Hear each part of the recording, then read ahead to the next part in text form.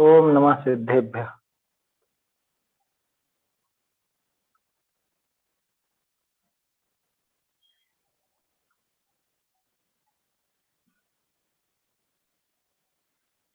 मंगलमय मंगल करण वीतराग विज्ञान नमो ताहि जाते भये अरहंतादि महान करि मंगल करि हो महाग्रंथ करण को काज जाते मिले समाज सब पावे निज पद राज।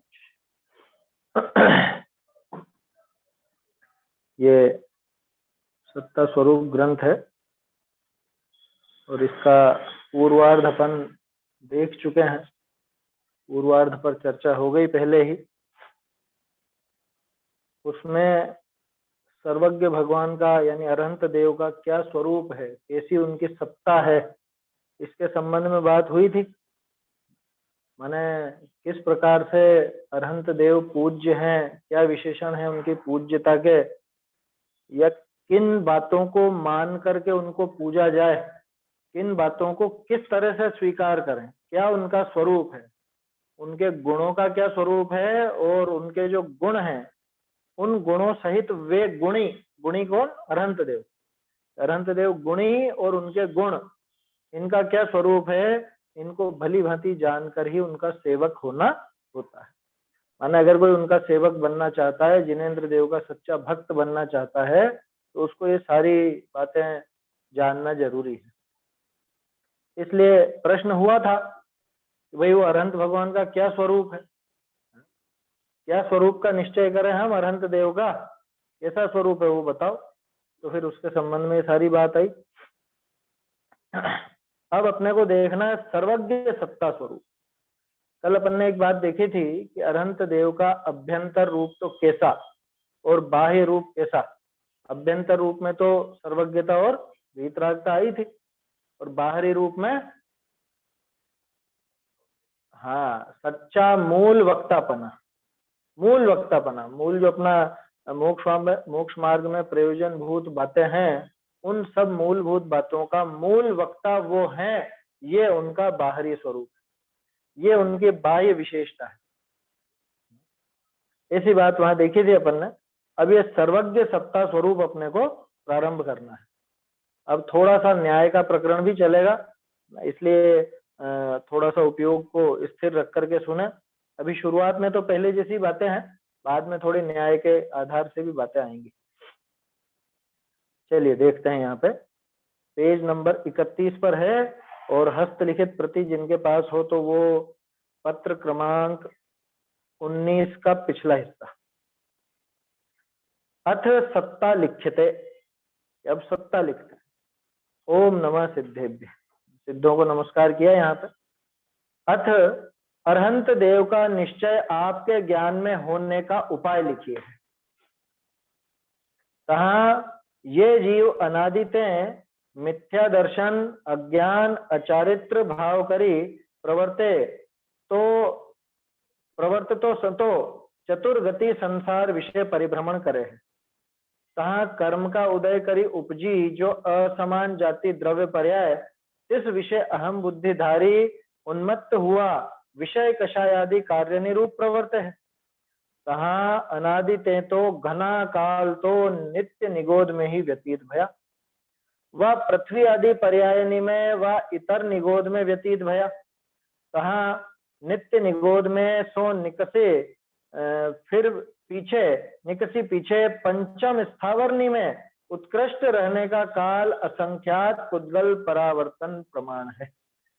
कहा तो एक स्पर्शन इंद्रिय का ही किंचित ज्ञान पाइए है, सो उन पर्यायन विषय जो दुख होए है, सो तो धनी गम्य है, वह केवली जाने है। और कोई प्रकार का कर्म का क्षयोपशम करे, वह त्रसादि प्रकृति का उदय करे, बेन्द्री तेन्द्री चोइन्द्री पंचेन्द्री असेनी व लब्धि पर्याप्त, इन पर्यायनी में विशेष रूप दुख ही की सामग्री पाई है। और तहां भी ज्ञान की मंदता ही है। अभी तो है ना पैराग्राफ, कहाँ भी ज्ञान की मंदता ही है। सो इन पर्यायनी में तो आत्मा का हितकारी जो धर्म का विचार होने का सर्वथा अभाव ही है। बहुरी तिर्यंच पर्याय अवशेष रही, तिनमें छोटी अवगाहना वाले व छोटी आयु वाले सेनी पंचेंद्री तो बहुत है, और कोई बड़ी व बड़ी आयु के धारक हैं, ते सिंह व्याघ्र सर्प आदि तिनके धर्म वासना ही ना हो, और कोई तिर्यंच के वासना होए सो विशेष करी तो देव मनुष्य पर्यायनी में वासना उपजी होए तिसते होए है, और कोई काल लब्धि का बलते उपदेश आदि का निमित्त करी वर्तमान तिर्यंच सेनी पर्याय सेनी पर्याप्त गर्भज बड़ी अवगाहना व बड़ी आयु का धारक जीव है, बेल हिरण आदि तिनके उपजी भी आवे है, परंतु ऐसे जीव बहुत थोड़े हैं। हो गया ना? चलिए, पूरा पेज का ही पैराग्राफ है और सरल है। आपने ये मैंने जो बोला इससे ही काफी कुछ समझ में आया होगा।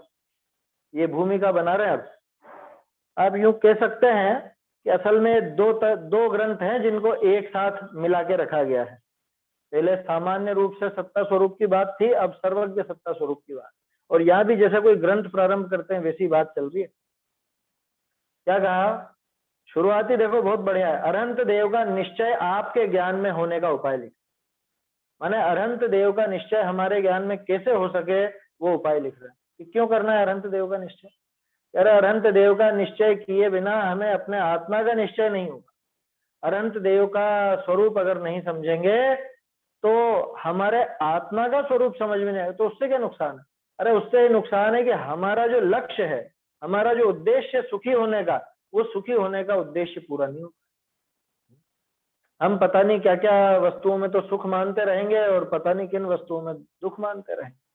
इसलिए चूंकि अरहंत देव का स्वरूप निश्चय करना बहुत जरूरी है, इसलिए उसका उपाय यहाँ पर बता रहे। अरहंत देव का निश्चय अपने ज्ञान में कैसे हो, वो रटा रटाया नहीं, जैसे कल भी चली थी चर्चा, उसके पहले भी चली, तो पूछते हैं अरहंत देव कैसे हैं, तो फटाक से बोल देता है कि अरहंत देव 18 दोषों से रहित हैं, 46 मूल गुण सहित हैं, उपदेश देते हैं, ऐसे होते हैं वैसे होते हैं। तरह तरह की परिभाषाएं जो शास्त्रों में पढ़ी हैं वो रटी रटाई सी बोल देता है, लेकिन ज्ञान में उनका निश्चय कैसे हो ये विचार करना जरूरी। परीक्षा कौन करता बताओ? ये जितने भी विशेषण है जो अपन दोहराते हैं बार बार, अनंत चतुष्टय, 46 मूलगुण, 18 दोषों से रहित पना, ये कौन सा जैन होगा जिसको पता नहीं होगा? थोड़ा बहुत भी जो समझ लो अनंत भगवान की पूजा वगैरह का ही जिसको रस हो, उस जीव को भी इतना तो पता ही होता है, इतना तो बोल ही देता है वो। लेकिन परीक्षा कौन करता है असल में? इतने जीवों में से ये अनंत सुख की, अनंत ज्ञान की और जो अनंतता है उसकी परीक्षा कौन करता है? या वो परीक्षा पूर्वक ज्ञान में निश्चय होने का उपाय बता रहे हैं। अब ये भूमिका देखो, वहां क्या है, इस जीव की दशा कैसी कि अनादि से तो मिथ्या दर्शन, अज्ञान, अचारित्र भाव करी प्रवर्ते तो सतो चतुर्गति विषय परिभ्रमण करे। अनादिकाल हो गया जीव को मिथ्या दर्शन, मिथ्या ज्ञान, मिथ्या चारित्र, इनके वशीभूत होकर के या इन रूप प्रवर्तित होता हुआ ही चारों गतियों में भ्रमण करता जा। है समझ में? कौन करा रहा है इसको भ्रमण? कर्म महारिपु जोर एक न कान करे जी, है मन मान्या दुख दे काहू सो नहीं डरे जी, कभू इतर निगोद कभू नरक दिखावे, है बोलो, कर्म दिखा रहा है ना कि कर्म कुछ भी नहीं कर रहा। अरे यहाँ तो बात ये समझना कि कर्म बिचारे कौन भूल मेरी अधिकाई, है समझ? थारो ही अपराध चूक तो कर्म अचेतन आंधो। क्या कर्म तो अंधे हैं, कर्म अचेतन है, उनको मालूम नहीं है इसको पकड़ना है, इसको छोड़ना है, इसको बांधना है, इसको मुक्त करना है। वो भटका रहा है क्या कि चलो एक काम करें, इसको निगोद में डाल देते, इसको स्वर्ग में भेज देते, इसको वहां भेज देते, इसको वहां भेज देते। ये कर्म को है ऐसी बुद्धि? ये जीव खुद अपने मिथ्या दर्शन, मिथ्या ज्ञान, मिथ्या चारित्र, लिखा ना यहाँ, मिथ्या दर्शन, अज्ञान, अचारित्र, तीनों के तीनों आगे, इन तीनों भावों से प्रवर्तता हुआ चतुर्गति संसार विषय परिभ्रमण करे। चारों गति रूप संसार में परिभ्रमण करता है, भटकता रहता है। किस वजह से? कर्मों की वजह से नहीं, मिथ्या दर्शन, मिथ्या ज्ञान, मिथ्या चरित्र की वजह से, उन्हीं के कारण परिभ्रमण करता। कहा कर्म का उदय करी उपजी जो असमान जाति द्रव्य पर। अब चूंकि भटक रहा है और वो कर्म तो बनेंगे ही बनेंगे मिथ्या दर्शन ज्ञान चरित्र के कारण, तो फिर वो जो कर्म बनते हैं उनमें से फिर असमान जाति द्रव्य पर्याय जो भी मिलती है, जो भी एक्स वाई जेड, निगोद से लगा के देव तक, मनुष्य तक, सब उस असमान जाति द्रव्य पर्याय, इसके संबंध में पहले चर्चा की थी अपन लोगों ने। इसको कहते हैं असमान जाति द्रव्य पर्याय।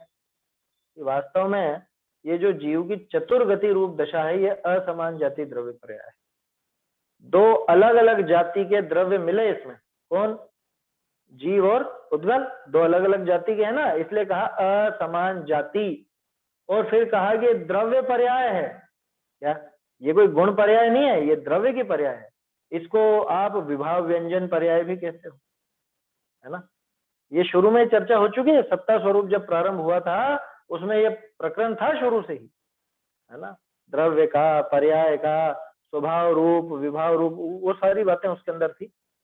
तो यहाँ देखने लायक बात यह है कि जैसी भी पर्याय इसको मिलती है, चाहे वो निगोद की हो, चाहे कैसी, वो सब असमान जाति द्रव्य पर्याय, और जो असमान जाति द्रव्य पर्याय इसको मिली उसी में ये अहम बुद्धि करके बैठ जाता है, यही मैं हूं। वो राजा बने तो खुद को राजा समझने लग जाता है, और वो मर के कीड़ा बन जाए तो खुद को कीड़ा समझने लग जाता है। समझ में? अहम बुद्धि बहुत आसानी से कर लेता है, प्राप्त पर्याय में ऐसा तन्मय होता है जबरदस्त। हमें जैसी जैसी दशाएं हमारी होती हैं, मतलब जो भी दशाएं चलती है असमान जाति द्रव्य की, वो खुद को मानने में देर नहीं करता। इसका प्रकट उदाहरण बताऊं? अरे एक लड़की की शादी होती है, शादी के पहले वो जो भी उसका सरनेम रहा हो पहले, आया समझ? तो वो खुद को क्या कहती है कि मैं तो ये हूं। समझ में आई बात? और फिर शादी के बाद वो पलट जाता है।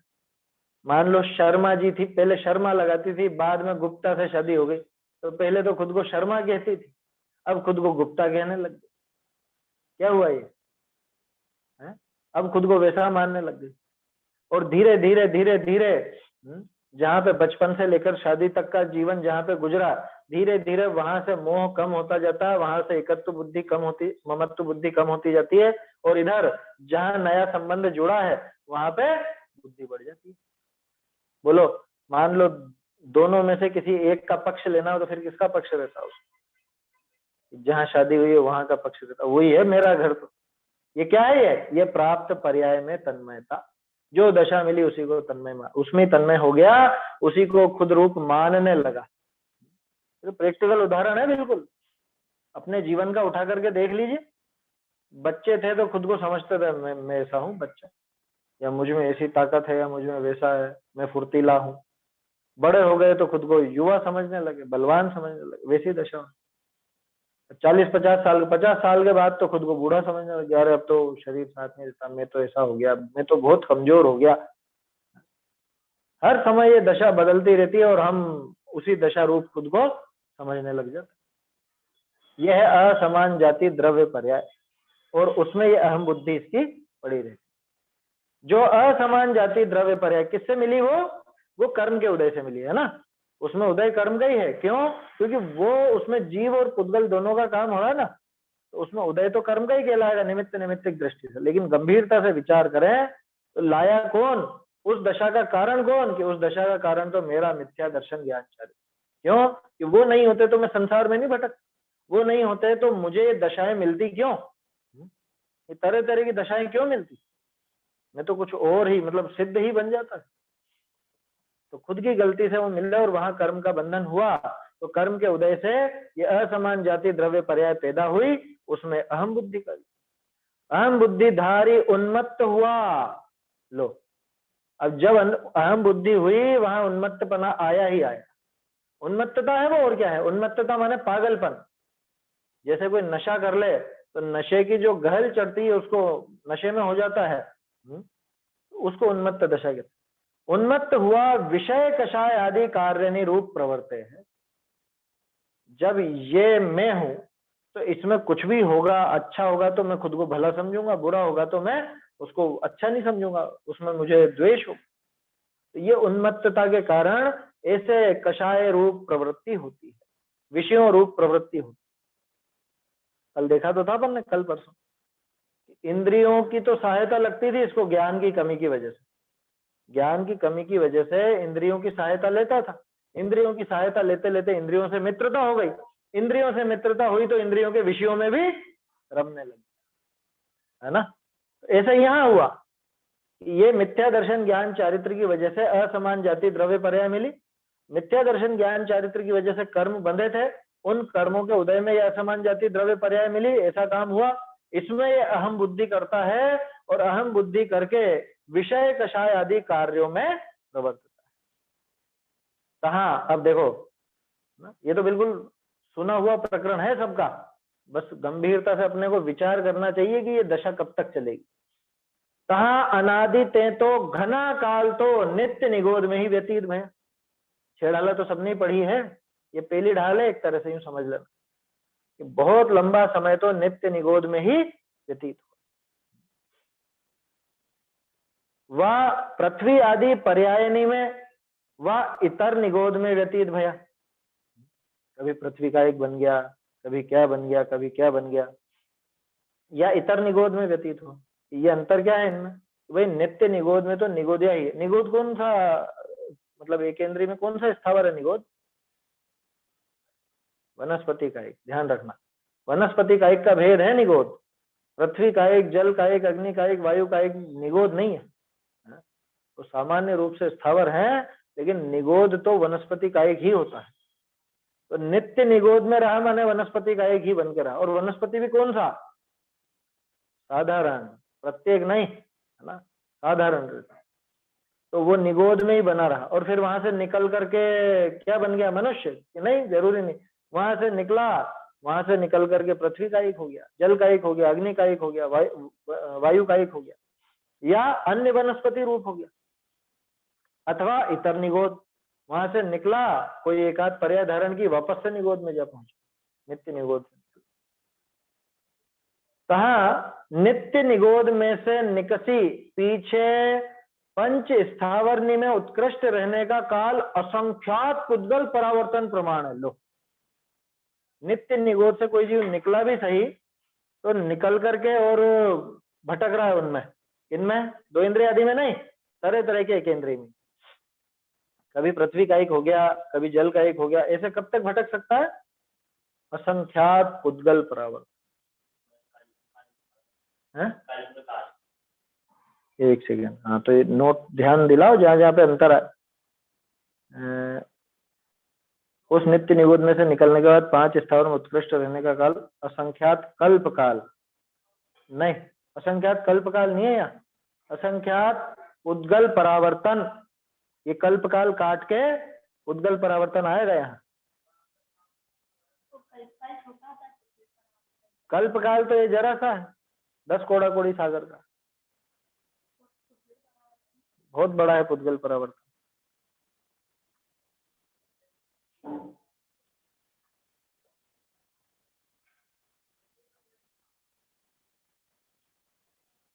ठीक है ना, ये सुधार कर लेना, और भी कहीं आए तो ध्यान रखना।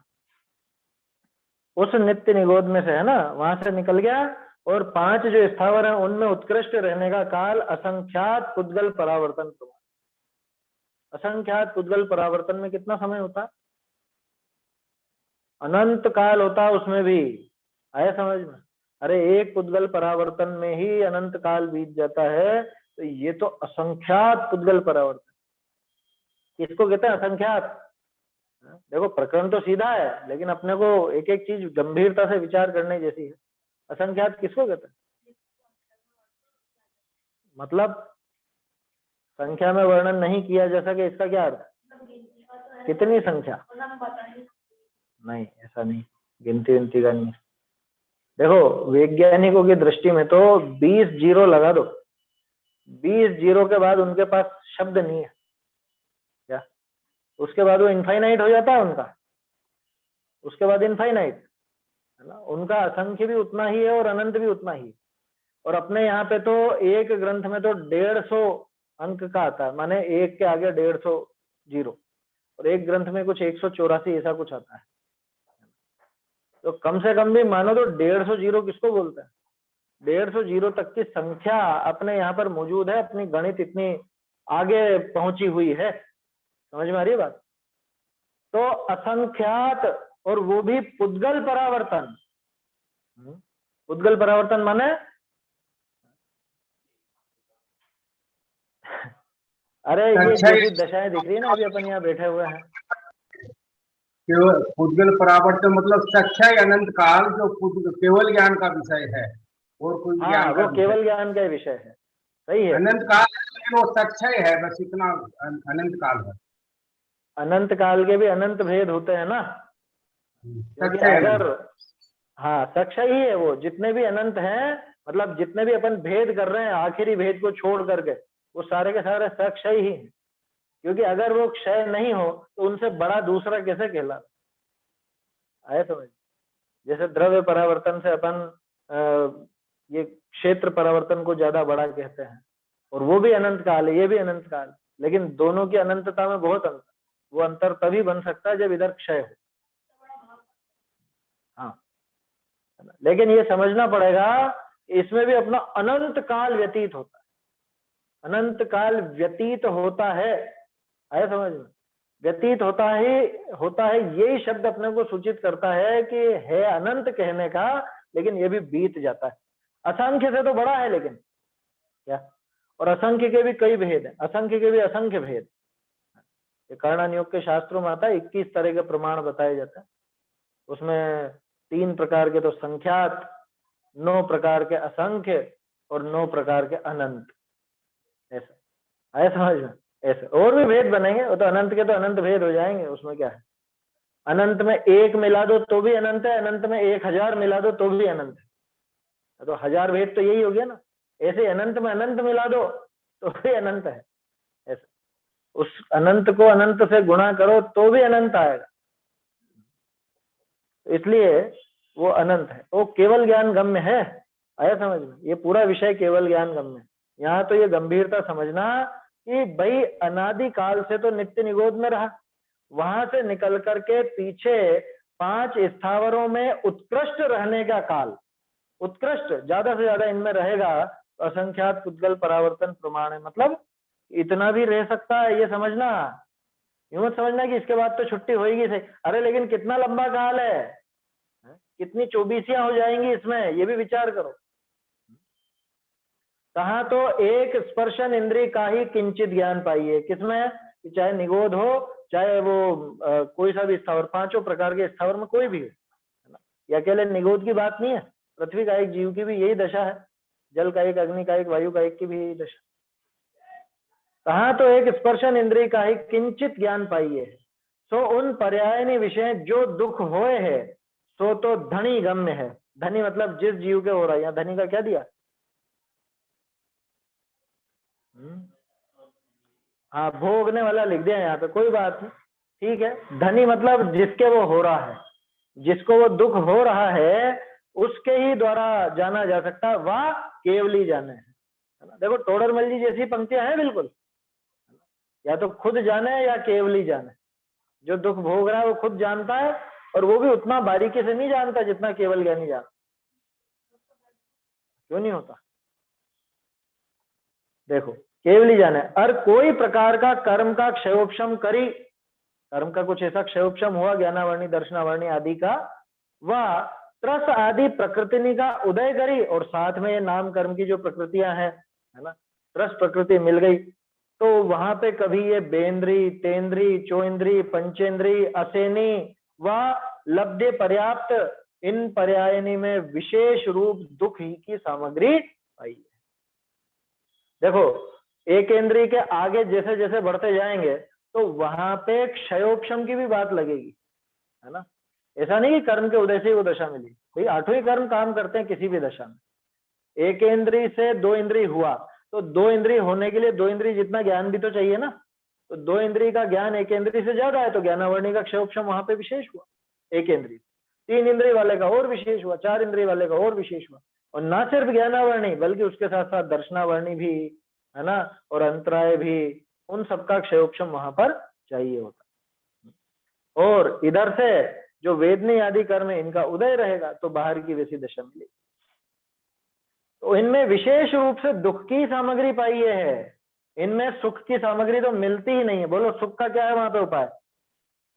अरे वहां से भी तो निकल के चक्रवर्ती का पुत्र हो जाता, अरे हो जाता है, लेकिन वह सुखी क्या हुआ? वो जो निकल करके वहां चक्रवर्ती का पुत्र भी हो गया, तो मतलब चक्रवर्ती का पुत्र होने के पहले उस दशा में उसको सुख क्या है? सुख कहाँ हुआ? समझ में आ रही बात? सुख जिन कारणों से होता है वो कारण वहां मिलते ही नहीं है।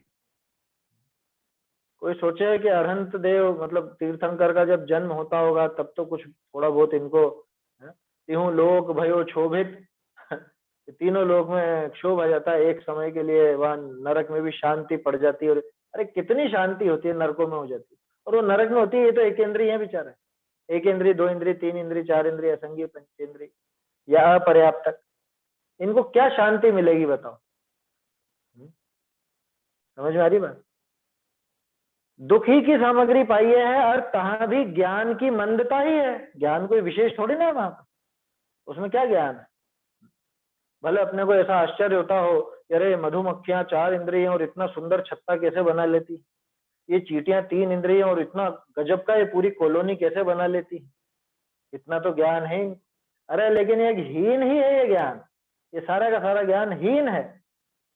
सो इन पर्यायनी में अर्थात भी ज्ञान की मंदता ही है। सो इन पर्यायनी में तो आत्मा का हितकारी जो धर्म का विचार होने का सर्वथा अभाव ही है। अब समझ में आया ज्ञान की हीनता का अर्थ? ये ज्ञान विशेष नहीं है, इतना सुंदर छत्ता बना लिया या वो रहने के अंदर मकानों के अंदर कॉलोनी बना ली या कुछ भी बना लिया, ये विशेषता नहीं।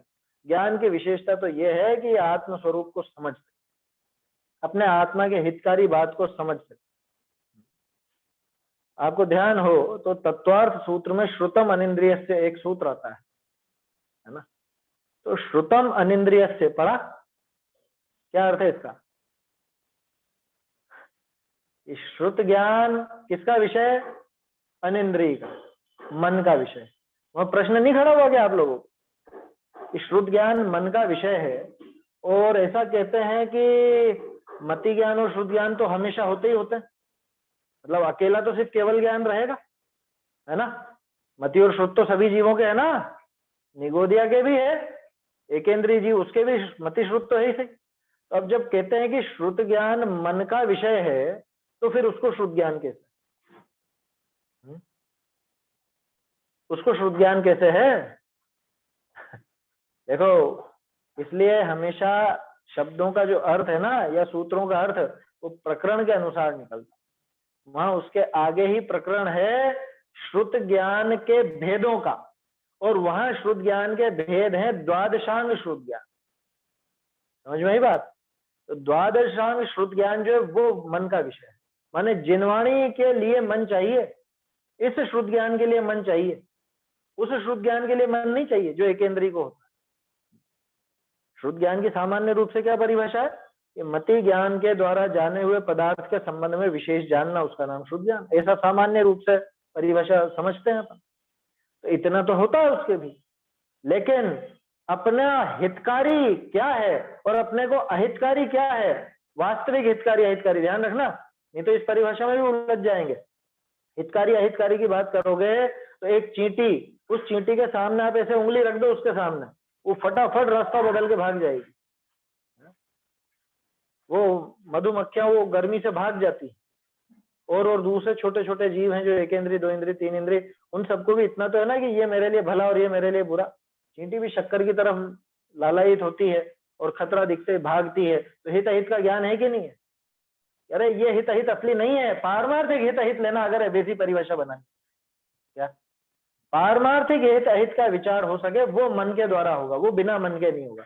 और वो पारमार्थिक हित अहित का विचार वो जिनवाणी के आश्रय से होता है। इसलिए वो विचार और वो जिनवाणी, ये दोनों के दोनों उस मन के ही विषय है। आया समझ? मन के बिना वो विचार नहीं चल सकता, वो वाला शुद्ध ज्ञान मन के बिना नहीं हो। इनके तो विचार वाला ही शुद्ध ज्ञान कहलाएगा। कौन जैसे सा? इनके? अपने तो जिनवाणी वाला शुद्ध ज्ञान कहलाता है, हाँ, और ये नहीं एक अपने दोनों तरह के है ना, हाँ, अपने अपने तो दोनों दोनों तरह के। तरह के। हाँ, और हाँ, इनके एक इंद्रिय दो इंद्रिय वाले को जो विचार आता है उसको शुद्ध ज्ञान कहेंगे, इन वाले को तो। उसको हाँ मति ज्ञान पूर्वक जो क्योंकि विषय जाना उन्होंने। उनके कहाँ जिनवाणी है, उनके तो जिनवाणी है नहीं ही नहीं। उनके नहीं। तो यही तो मैं कह रहा हूँ कि ये प्रश्न उठना चाहिए। जब श्रुतम अनिंद्रिय से कहा कि शुद्ध ज्ञान अनिंद्रिय का विषय है, माने शुद्ध ज्ञान मन का विषय, तो कौन सा शुद्ध ज्ञान मन का विषय? कि पारमार्थिक हित और अहित का विचार जिससे चलता है, और जिनवाणी जो द्वादशांग श्रुत है, जिनवाणी का नाम श्रुत है ना, तो ये श्रुत मन का विषय। जिसके पास मन नहीं हो वो नहीं समझ सकता, है ना। ये न्यूनतम योग्यता है, देखो इतनी तो योग्यता चाहिए, संगी पंचेंद्री पना तो चाहिए, उसके बिना ये काम नहीं हो सकता। देखो क्या कहा, और कहाँ भी ज्ञान की मंदता ही है, कहाँ पे है वो? दो इंद्री तीन इंद्री से लगा के असंगी पंचेंद्री और अपर्याप्त दशा में भी, संगी पंचेंद्री पर्याप्त हो तहाँ भी, वहां भी ज्ञान की मंदता ही है। होने को भले आपको दिखे कि इतना इतना ज्ञान तो है इनको, बहुत होशियार होते हैं ये जीव, और बहुत ऐसा होता है और वैसा होता है, लेकिन इनको वास्तविक ज्ञान की तो मंदता है। क्यों? इन पर्यायनी में आत्मा का हितकारी जो धर्म ता का विचार होने का सर्वथा अभाव ही है।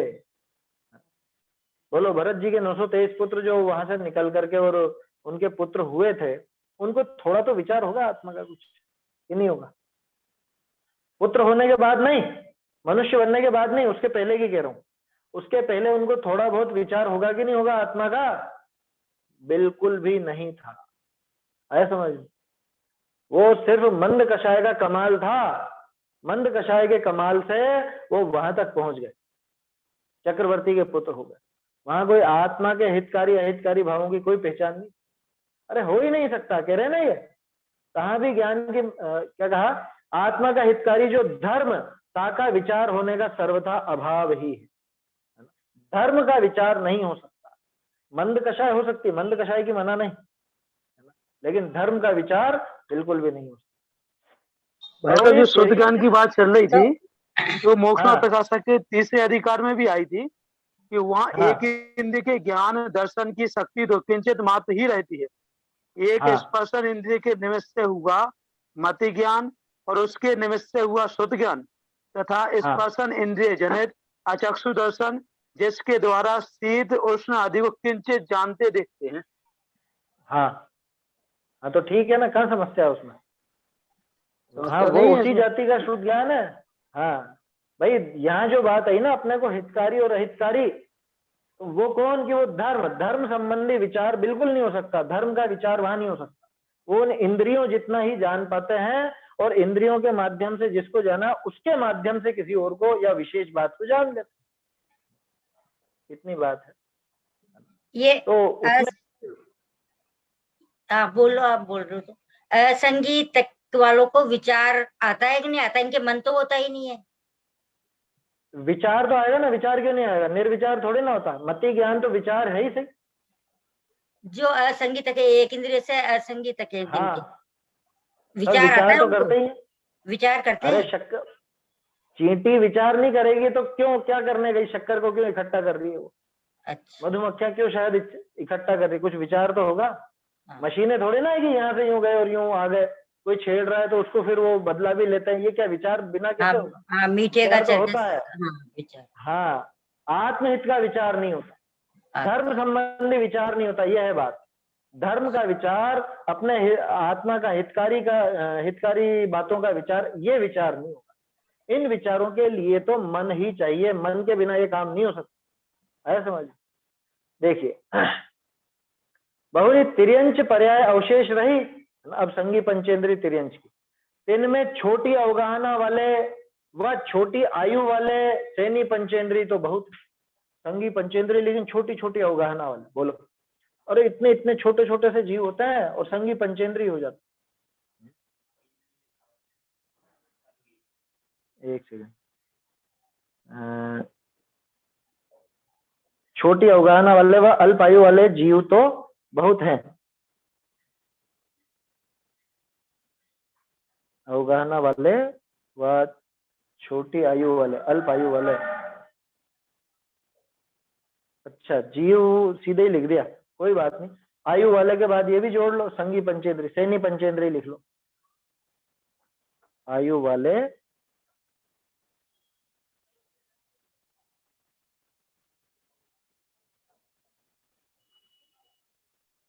सैनी पंचेंद्रीय तो बहुत हैं, तथा बड़ी अवगाहना और दीर्घ आयु वाले जीव अल्प हैं। ठीक है, अब ये भी आप विचार करो, हम जिनकी गिनती करते हैं संगी पंचेंद्री में,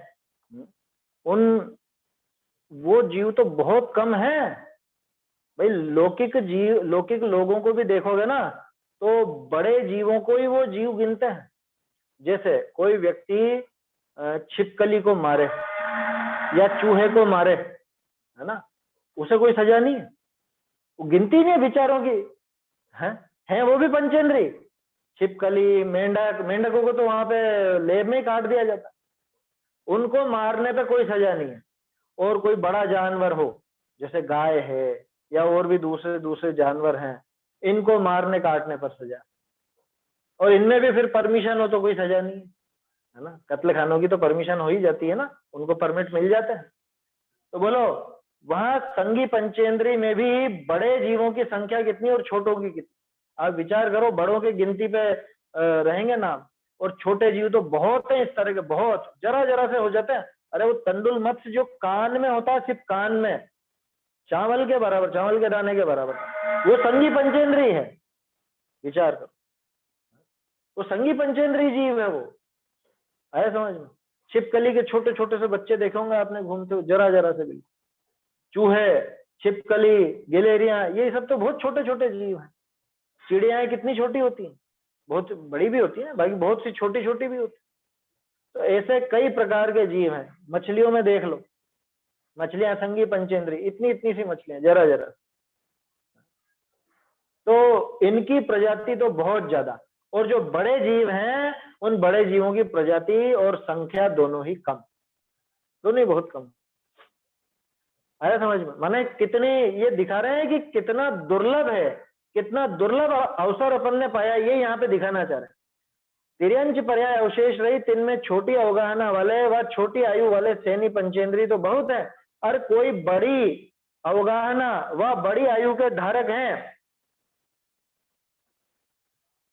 ते सिंह व्याघ्र, सिंह शेर है, व्याघ्र बाघ है, सर्प आदि तिनके धर्म वासना ही ना हो। कोई बड़ा जीव हो जाता है और क्रूर होता है, वो दूसरे जीवों को मार करके खाता। आया समझ? कभू आप भयो बलहीन, सब लनी करी खायो अति दीन। ये तो उल्टा, ये तो जो बलहीन हो गया वो दूसरों के द्वारा खाया गया, और जो खुद बलवान है वो निर्बलों को निबल पशु हति खाए भूर। सिंहादिक सैनी वे क्रूर, वो की वही बात है। वे सिंह व्याघ्र सर्प आदि, उनके तो धर्म वासना होती नहीं, क्योंकि जो पिछले भवों में भी क्रूर परिणाम वाले रहे हों, खोटे जीव रहे, वही बनते हैं।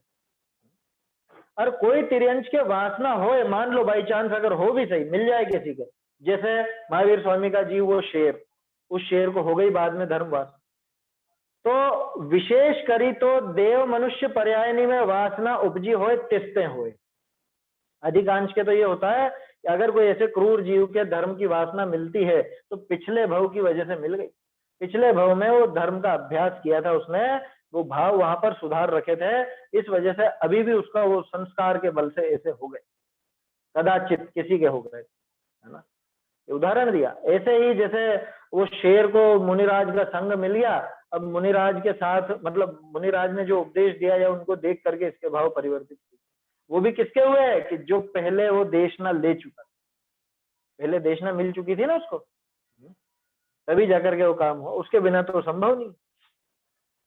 देव मनुष्य पर्याय में वासना उपजी हो तिसते हुए है, और कोई काल लब्धि का बलते हैं, उपदेश अधिक का निमित्त करी, वर्तमान तिर्यंच सैनी पर्याप्त गर्भज बड़ी अवगाहना व बड़ी आयु का धारक जीव है, बेल हिरण आदि तिनके उपज भी आवे है। ऐसे जो जीव है, देखो क्या क्या शर्तें बताई। सबसे पहली बात तो सैनी होना चाहिए, पर्याप्तक होना चाहिए, गर्भज हो, बड़ी अवगाहना वाला हो, वह बड़ी आयु का धारक हो। क्यों बड़ी आयु क्यों कह रहे हैं? अरे आयु ही बहुत कम हो और पहले ही मर जाए तो कहाँ विचार करे। तिर्यंच में पैदा हुआ है तो पिछले भव से तो कोई विशेष धार्मिक संस्कार तो लाया नहीं होगा, तो थोड़ा बड़ा हो जाए और कुछ विचार चले तभी वो बात संभव है ना। इसलिए बड़ी आयु भी चाहिए। ऐसे जो बेल, हिरण इत्यादि, उनके किसी के उपदेश आदि के निमित्त से धर्म की वासना आ भी जाती है, और किसी किसी क्रूर जीव के पूर्व संस्कार के वश या कोई ऐसा ही उपदेश आदि का निमित्त लगने पर उसके भी ऐसी वासना देखी जा सकती। परंतु खास बात तो ये है, परंतु ऐसे जीव बहुत थोड़े हैं। कितने जीवों को देखा आपने? कितने जीवों का उदाहरण बता सकते हो आप? गिनती से बताओ, उंगलियों पे गिन लोगे, उंगलियों पे है। इतने ज्यादा उदाहरण नहीं है। पार्श्वनाथ जी का वो हाथी का भव था, वहां पे उपदेश मिला था, है ना। और महावीर स्वामी का शेर के भव में, और मेंढक ने भी उपदेश क्या लिया था, वो तो सुन लिया था, पिछले भव का याद आ गया था, चलो गिन लो, उसको भी गिन लो। और जीवनधर स्वामी ने कुत्ते को सुना दिया, और पद्म रुचि सेठ ने बैल को सुना दिया राम जी के जीवन। और बताओ,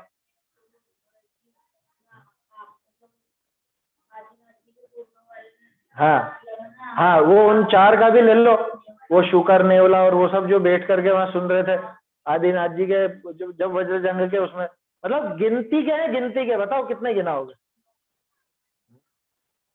समझ में आई बात? मैं कह रहा हूं 1 दर्जन भी नहीं गिना सकोगे, 1 दर्जन भी नहीं गिना सकोगे। गिनो, ये भी अपन ने गिने, इनके अलावा और उदाहरण सोचो, पुराण पढ़ो, कोई ख्याल आ भी जाए, गिन लो खूब, 10, 15, 20, इससे ज्यादा क्या गिनाओगे?